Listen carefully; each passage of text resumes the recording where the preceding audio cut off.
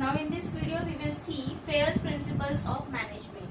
Fayer principle, Henry Fayer, he was a French management theorist and he did his graduation from mining academy. So he was a mining engineer. At the age of 19 only he joined a mining company, and after few years he was promoted to the post of managing director. So from the year 1888 to 1918 he was working in that company. Then during that time he propounded 14 principles, and those 14 principles are briefly explained in the book which he published in 1917 in French. That the same book was published in English in 1949. The name of the book is General and Industrial Management. General and Industrial Management. The principles are management centered principles. His principles are mostly focused on the general administration. Okay, so this is what with the history of Henry Fayer. Now we'll start with the principles of management. Henry Fayer's principle, Henry Fayer laid down 14 principles. Okay, so the first principle is division of work. Division of work means what? In this principle, the principle explains that the work should be divided into small groups or into small pieces, and that small piece need to be given to a particular group, so that particular group will be able to complete that task in more better manner.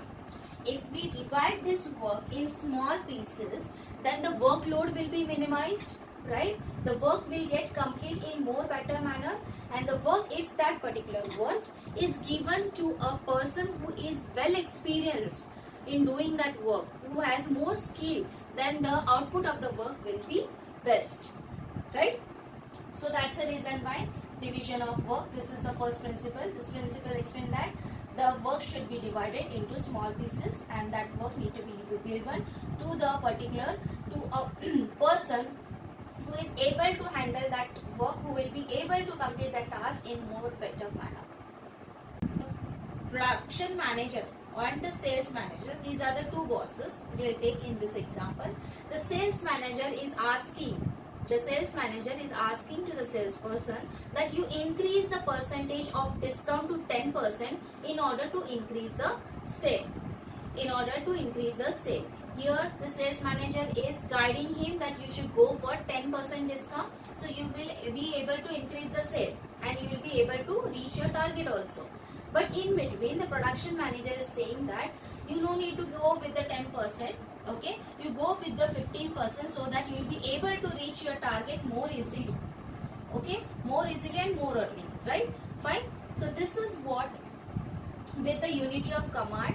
Here two bosses are commanding a single worker, a single person, a single sailor, right? So he won't be able to perform. Now here this principle is getting violated. Fine. So this principle should not get violated. So in order to reach the target, a single salesperson should get command from a single superior or single manager only, or a single boss only. Then only he will be clear that what he is supposed to do. Okay, fine. So this is what with the unity of command. Unity of command means what? One boss for the one employee or for the one worker. Okay, that will help the worker to achieve his target properly. Coming to the next one, unity of direction. This is an extension. We can say this is an extension to the principle of command. Unity of direction means what? There are so many departments in an organization. If in case there are so many departments in an organization, each and every department is working something, right? It is working to achieve their target. Now each and every department, they are working to achieve their goal. Now they are achieving their goal. Each and every employee is also achieving their goal, right? They are working to achieve their goal only. But ultimately, whose goal they are achieving? They are achieving their organizational goal, right? So coming to the unity of direction, each and every organization must go in one proper direction only in order to achieve the organizational goal.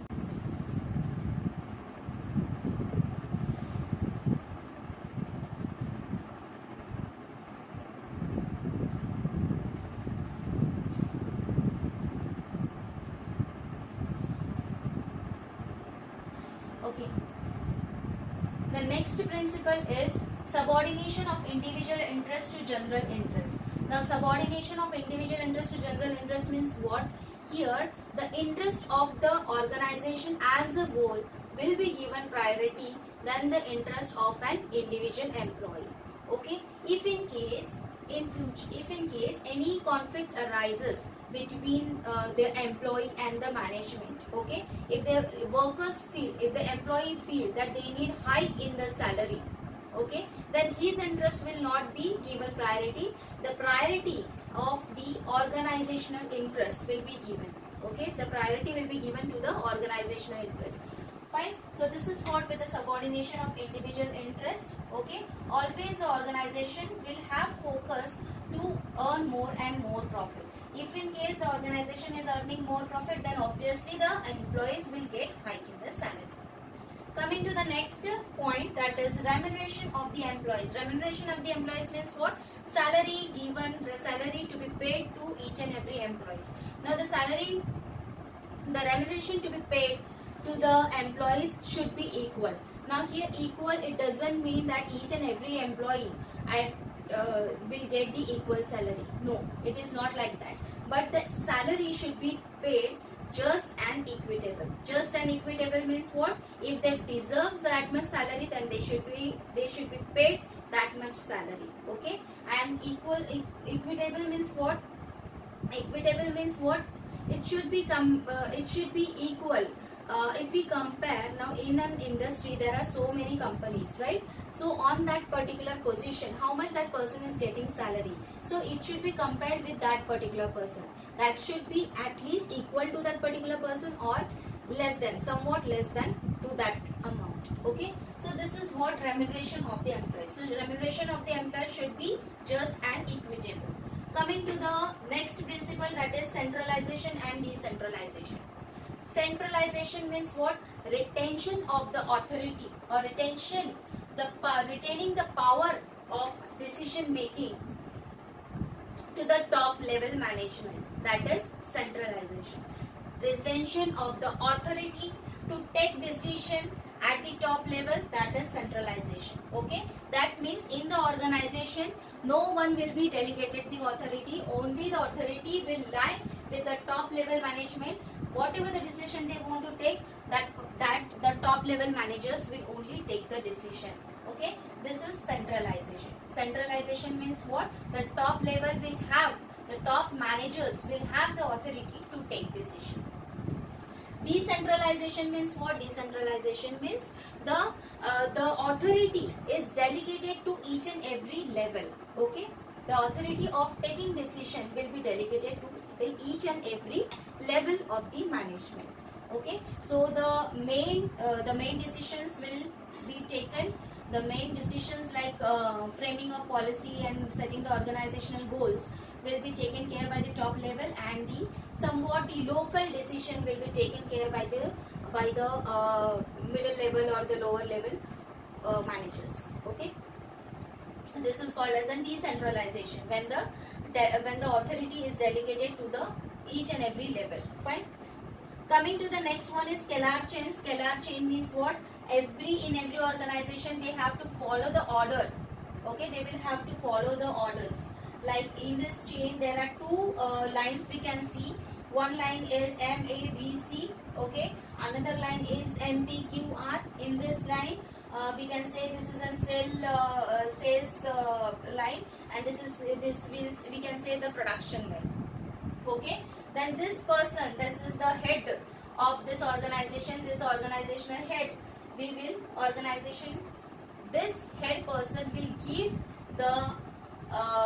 the command to this person, then this person will give the command to this person, and this person will give the command to this person. So this is how the commands will be followed by the subordinates. Okay, now this subordinate will have to follow the command which is given by his superior or by his managers. Okay, now when they are going accordingly, when they are going in this flow, this will be called as a scalar chain.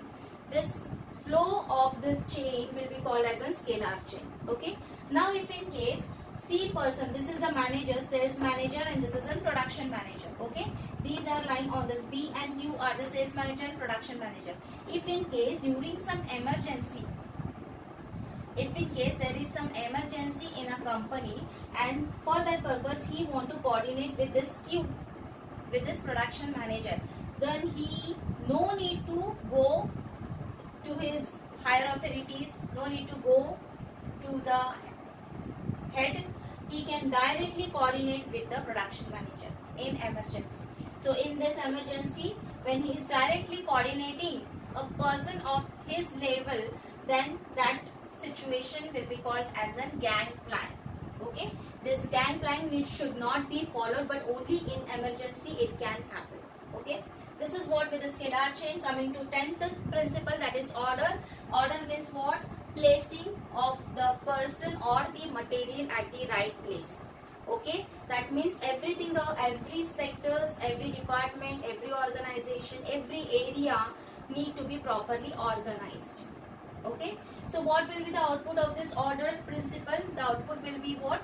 Each and every person will be working more effectively, right? There will be wastage of time, and they will be able to reach to their target in a short period of time. Coming to the equity, this principle again, equity means what? Each and every employee of that organization should be treated equal. Okay, there should not be any discrimination on the ground of caste, creed, nationality, religion and all. Right? Now here equity, it doesn't mean that the each and every employee will get equal salary. No, the salary will be given just and fair. Okay, so the just and fair salary we have seen in remuneration part also, that each and every employee will get the salary according to his position, according to his deserve. Okay, if the employee deserves that salary, then only he will get the salary, that much salary. Okay, coming to the next one, stability of personnel. The stability of personnel means what? Okay, stability of personnel means what? A person should be stable with his work. He should not keep on changing his work again and again. Okay, now if he is stable with the organization, then the organization will be able to achieve the target easily. Right, there will be no hindrance, there will be no any obstacles, right? But if a person keeps on changing his job again and again, what will happen? He will not have a consistency, he will not have full knowledge about the product. It is not beneficial for him, even it is not beneficial for the organization also. Okay, so he should not keep on changing his job. Stability will increase his experience, the stability will increase his knowledge, the stability will increase his skill. Okay, so stability of personnel is very important for the organizational growth. Coming to the third one is initiative. Initiative means what? The suggestions from the employee side should be entertained by the management. Suggestions from the worker side should be entertained by the management. So they will feel that they are the part of the organization.